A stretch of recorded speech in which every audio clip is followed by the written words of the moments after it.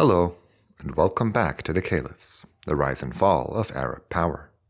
My name is Zaid Wahab, and today we will cover the reign of the 9th Abbasid to rule the Ummah, Haoon ibn Muhammad al-Mu'tasim.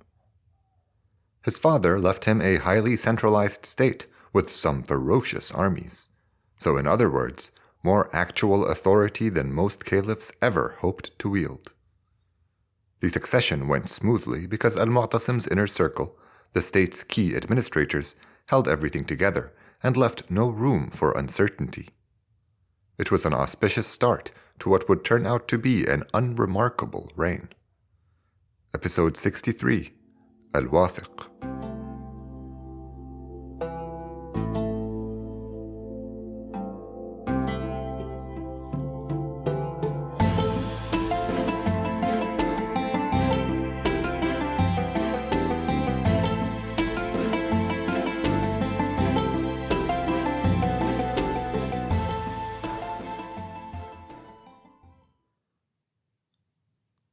As we've progressed through our history, the problems we find in our sources have changed, but also lessened. Gone is the lens of veneration used for the pre-dynastic era. Gone is the scorn which biased coverage of the fallen Umayyad dynasty. While the Abbasid age has its challenges, especially in regards to the vilification of those perceived to have harmed the Ummah, overall, I would say there has been a marked improvement. Given that our sources are contemporaneous with events from here on out, this should come as no surprise. After all, it makes perfect sense that they would be more knowledgeable about developments which took place during their lifetimes. Al-Tabari, author of the main compendium of oral narrations we're using for this podcast, was born in the last few years of Al-Mu'tasim's reign. We don't know when Al-Yaqubi was born, but he was the great-grandson of a freedman of Al-Mansur's, which means he must have grown up during Al-Ma'mun's reign. Al-Mas'udi, the youngest of our three sources, won't be born until the end of the century. Ironically, he's the one with the most to say about our latest caliph, but it is as amusing and unreliable as the rest of his material, so we can safely ignore it yet again. Given that our two authoritative sources were already alive and kicking, it is incredible how little we find on Al Watheq. Even Al-Hadi, who only ruled for a single year, has a higher word count. Al Watheq's 5-year reign clocks in at just 7,500 words, while Al-Hadi's at over 11,000. The new caliph had such a limited vision for the state, it's not worth going through his time in charge chronologically. We'll take a thematic approach instead, and describe the changes the Ummah underwent despite its uninspired leadership. We'll cover the handful of administrative decisions attributed to Al-Watheq, focus on the intensification of the Mahna or Inquisition during his time, and finally, we'll discuss how bad things were in the Arabian Peninsula. But first, tradition. Our usual starting section will be quite short on account of how little we know about the Ummah's latest leader. Haoon was the son of a Greek concubine named Qaratis, born in the year 812 during the Great Fitna. We hear nothing else about him for over 20 years, when he was appointed as the caliph's representative in Baghdad after Al-Mu'tasim moved the capital to Samarra. While the position had no administrative authority, it did give him some experience in holding court, I guess. More importantly, though, it clearly established that Haoon was the designated heir, a notion that was reinforced when his father made him stay behind in Baghdad, while pretty much everyone else joined the campaign for Amorium. Haoon was 30 years old when Al-Mu'tasim passed away in 842. He chose the title Al-Watheq Billah, he who trusts in God, and settled into his father's role quite seamlessly. He left all of Al-Mu'tasim's loyalists in their various positions, even the powerful treasurer, Muhammad ibn Zayyat, whom he had threatened to imprison the day he took office. Ibn Zayyat had the abrasive personality of someone confident of his own authority, so it rubbed plenty of people the wrong way. He must have made himself thoroughly indispensable, though, because al Watheq kept him around as a vizier and did nothing to abridge his power. When it comes to administration, the only angle the caliph seemed to pursue was prosecuting and dispossessing officials accused of embezzlement. These men were mostly secretaries to members of the inner circle, and the sums that were expropriated from them under torture show just how much wealth flowed to those in the upper echelons of the hyper-centralized caliphate. One secretary had over 1,000,000 dinar in his possession, that's the gold one, while others had tens or hundreds of thousands. Some narrations make it sound like this was something al Watheq took upon himself out of a sense of personal responsibility for upholding justice in the caliphate.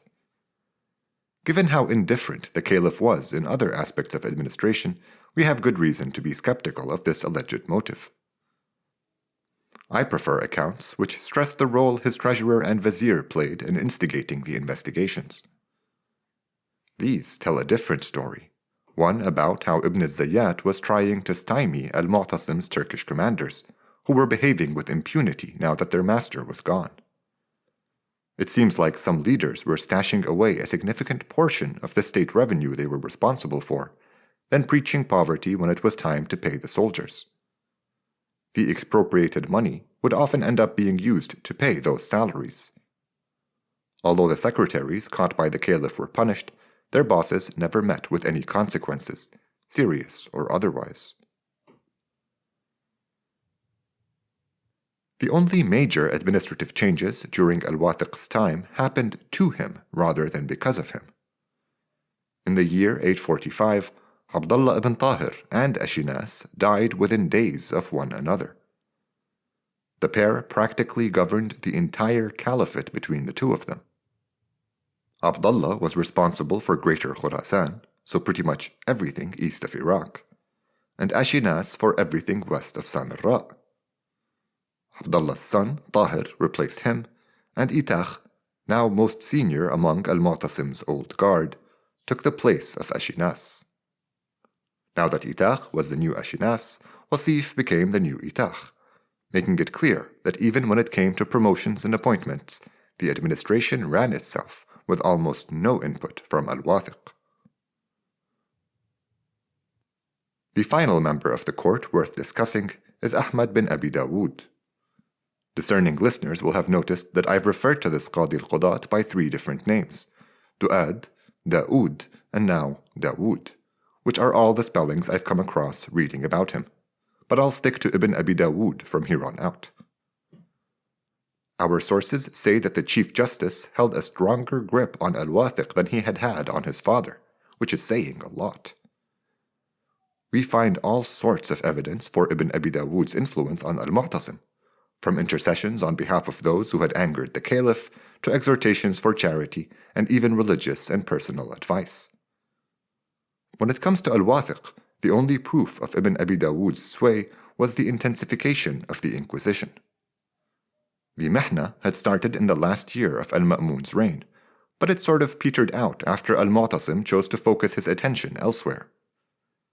His patronage of the Turks generated enough opposition as it was, and he didn't need the added headache that came with policing people's doctrinal choices. Having grown up during his father's ascendancy, al Watheq had no appreciation of these nuances. Not only did he allow Ibn Abi Dawood to pursue his policies unabated, but he sometimes escalated things further than his Chief Justice would have liked. His interference comes out most clearly in a narration about his 4th year in charge. By then, some residents of Baghdad were fed up with the Mu'tazilite doctrine being forced upon them, and they began to rally behind an old scholar named Ahmad ibn Nasr al-Khuza'i. This preacher had first come to prominence during the chaos in the aftermath of the Great Fitna, when the people of the capital looked to such men to lead self-defense groups or militias.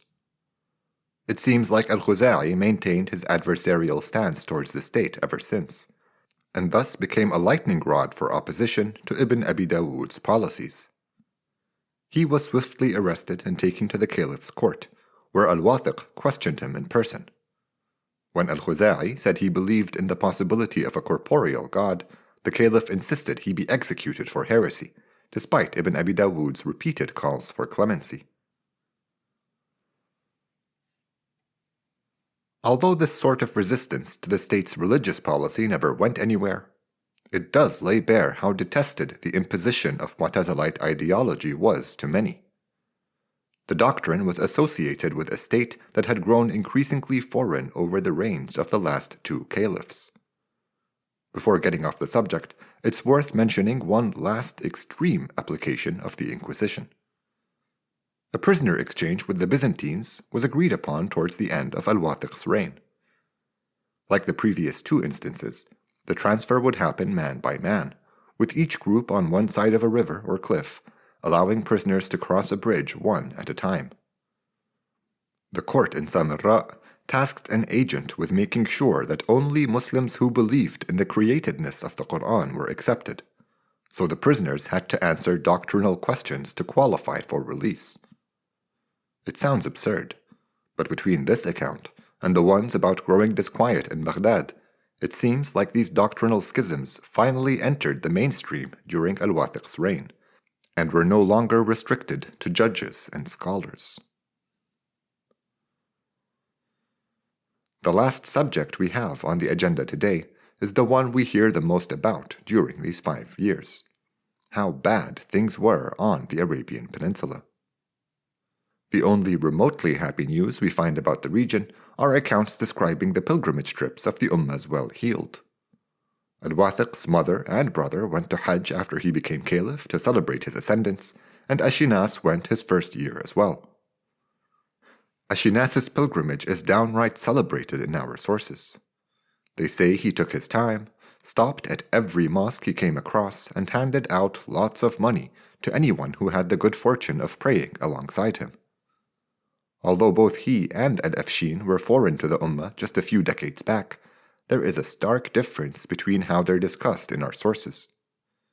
Embracing Islam publicly earned Ashinas much praise and a sparkling reputation, whereas rejecting the religion left Al-Afshin in historical infamy. Anyway, back to our topic. Things were really bad in the desert. In 843, even nature turned against the peninsula, as it suffered some strange and extreme weather. The report we find in Al-Tabari says there was an intense and prolonged heat wave, followed by a cold rain that wouldn't stop, and that the sudden change in temperature caused great harm to people and their herds. The rain was so intense that mudslides in Mecca killed several pilgrims. There was no relief from the weather nor its consequences, as shortages of basic goods and unusable routes were simply ignored by the state. Prices skyrocketed, people starved, and no one did anything to fix it. It shouldn't surprise us that the security situation deteriorated in this forgotten corner of the caliphate the next year.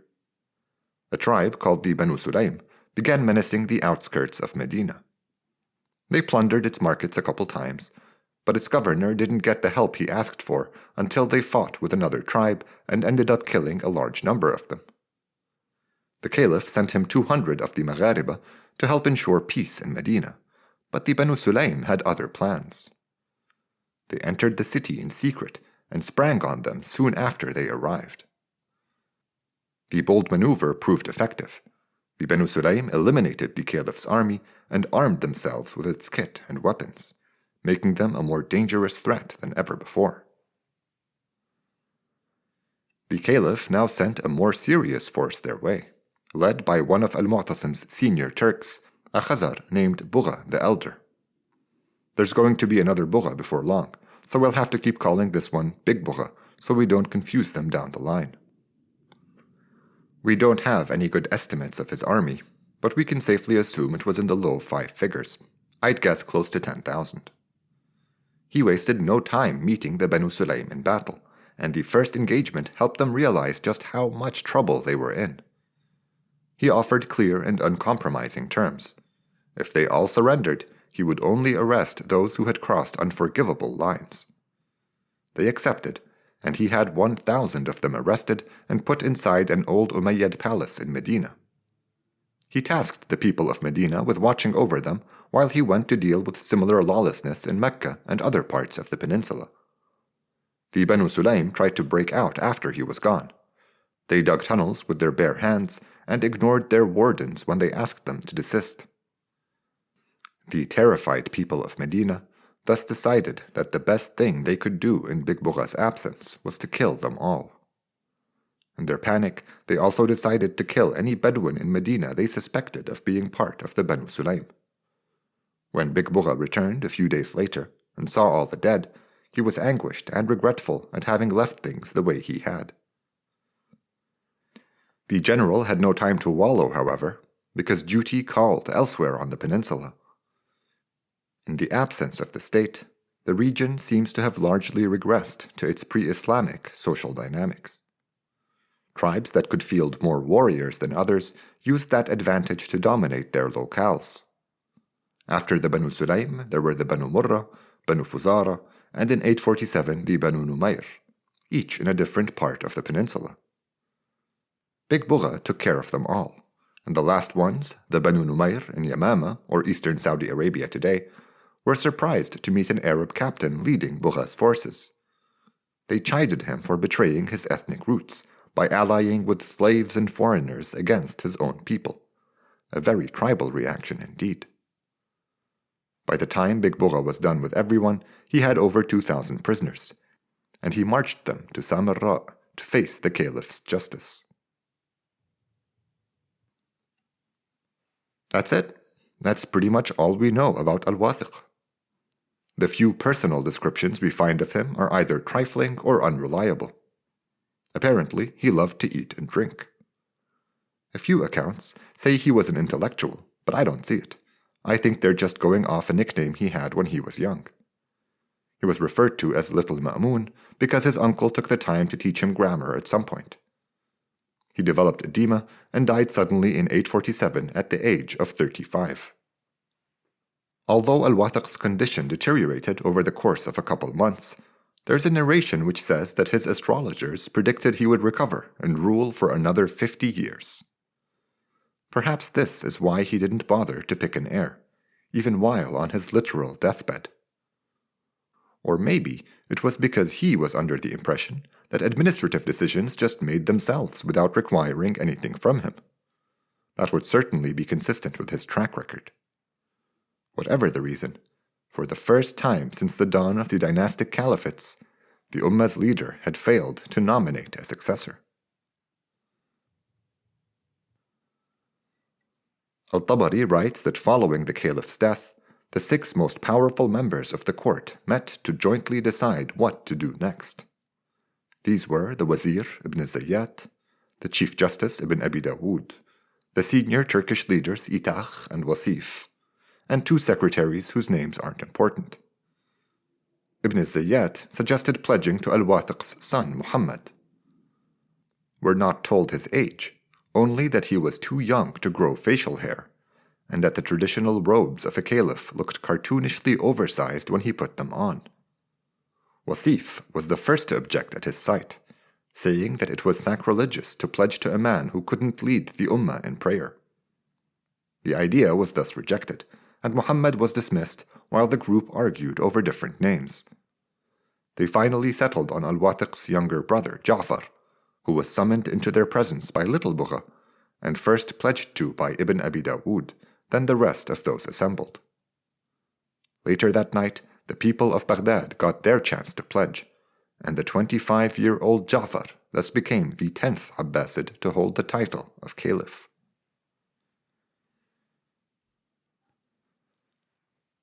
I don't think we should progress our narrative any further today. This is a good point for us to instead take stock of al-Mu'tasim's legacy in light of how dominant the Turkish element he had introduced into the caliphate had become. Things worked well enough during his reign, so I am hesitant to blame him for developments that unfolded during his son's time. But then again, he was the one who picked al Watheq as his successor. It's not about determining precisely who to blame for what. The point is to grasp what will metastasize into a terminal problem for the state. The Turkish monopoly on official authority will become so absolute that it will disenchant much of the Ummah as it descended into ruinous infighting. While most commentaries blame al-Mu'tasim for having been the first to empower them beyond any established precedent, I would argue that he did so successfully. What he failed at was making sure his heir could reliably control his retinue as well as he had. It was interesting to come across some fealty analysis while reading up on these events, material in some accounts which tries to explain what the Turks owed to whom. The main idea is that loyalty corrodes over time, as there are various defensible positions one could take on the subject. Everyone agrees that it was the duty of al-Mu'tasim's slaves and freedmen to obey their master. Any other behavior would have been deemed shameful and worthy of punishment. They were supposed to also obey him because he was caliph, but the rejection of that duty wasn't exactly shameful. It was considered irreverent and ideological. Anyway, there was no conflict while al-Mu'tasim was around. When he passed away, they all pledged to al Watheq, something most of them considered a final act of fealty to al-Mu'tasim. This is where things get murky. There's disagreement on whether these freedmen now owed any of this bondage loyalty to al Watheq. If some of them felt their obligations toward al-Mu'tasim had ended with his death, it would explain why embezzling only became a problem after his reign was over. Such a conclusion, however, suggests a dangerous future for the caliphate, as it implies that the ties which bound the leaders of the powerful armies to the Abbasids had begun to fray. I don't have much to say about al Watheq's legacy, but his succession is certainly worth analyzing more closely. On the one hand, it's shocking that al-Mu'tasim's inner circle got to pick his heir, but on the other, it's clear that they made the right choice. I'm not sure how many viable candidates there were for the position, but despite Wasif's objections, I'm quite certain that they could have gotten away with nominating a child caliph. While it's commendable that they picked someone more mature, it would be a stretch to say that they were acting in pursuit of the greater good. They probably hoped Ja'far would be just as pliable as al Watheq, or at least just as uninterested in administration. But what they actually wanted and who they picked are both red herrings. The real issue here was that they were the ones who chose the next leader of the Ummah. It's a fact nobody could ignore from here on out, neither them nor the new caliph. These men had only come to power because they were useful to al-Mu'tasim. They lived in their own city and had never tried to cultivate wider ties within the Ummah. If we wanted to be unkind, we could call two of them foreigners who had no business deciding matters for the Arabs, two their thieving secretaries, one a money-hungry wazir who expropriated people's wealth, and another a heretic judge hell-bent on shoving his beliefs down everyone else's throats. This isn't how I see them, of course, but it is how they were perceived by some. Their proximity to power alienated large parts of the Ummah, who could no longer identify with the state that ruled over them. So not only had the Praetorian Guard gotten a glimpse of their true power, but they were also deeply unpopular with basically the entire civilian population. These were only some of the significant problems that Ja'far had to contend with now that he was in charge. To explore his reign together, join me again next time, here on The Caliphs, the rise and fall of Arab power.